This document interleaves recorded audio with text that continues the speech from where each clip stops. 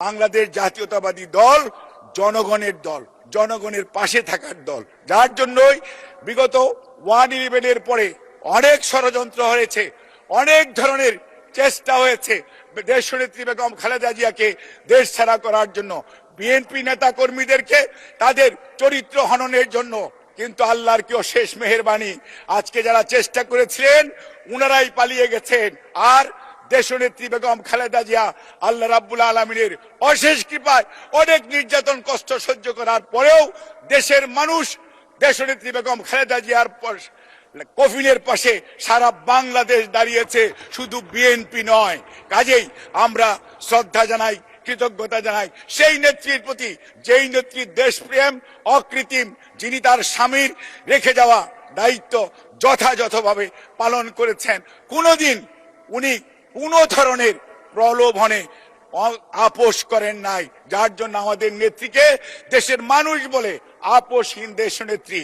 কাজেই আজকে দেশনেত্রী বেগম খালেদা জিয়ার প্রতি শ্রদ্ধা আমাদের জানাতেই হবে, কারণ এই মানুষ একদম বাড়ি থেকে, ঘর থেকে বের হয়ে এসে যিনি উনার ছেলেদেরকে কথা ভুলে গিয়ে দেশের মানুষের টানে আমাদের কথা চিন্তা করে, দেশের কথা চিন্তা করে বাংলাদেশে ঘুরে বেরিয়েছেন এবং বাংলাদেশ জাতীয়তাবাদী দলকে জনগণের দল হিসাবে প্রতিষ্ঠা করেছেন।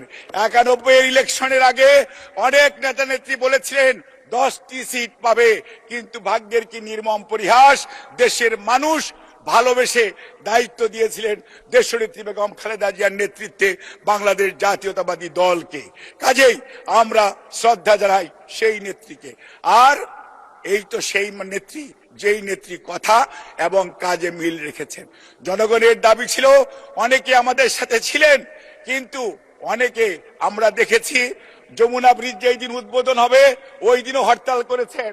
আমরা দেখেছি যখন ভ্যাট চালু হলো তখনও হরতাল করেছেন। আজকে সবাই বলেন ভ্যাট নাকি এই দেশের অর্থনীতির মেরুদণ্ডের অন্যতম। কাজেই দেশনেত্রী বেগম খালেদা জিয়া এবং বাংলাদেশ জাতীয়তাবাদী দল এমন একটি দল, যেই দল দেশের মানুষের কথা চিন্তা করে, মানুষের কল্যাণের কথা চিন্তা করে। আজকেও অনেকে অনেক সমালোচনা করছেন, অনেকে অনেক আলোচনা করছে। আমি ওই আলোচনায় যেতে চাই না। কে বড় কে ছোট, ইতিহাস তার যথাযথ স্থান নির্ধারণ করবে। কাজেই এই দায়িত্ব আমি নিজে নিতে চাই না, কিন্তু এটা আমাকে অত্যন্ত কষ্ট দেয়।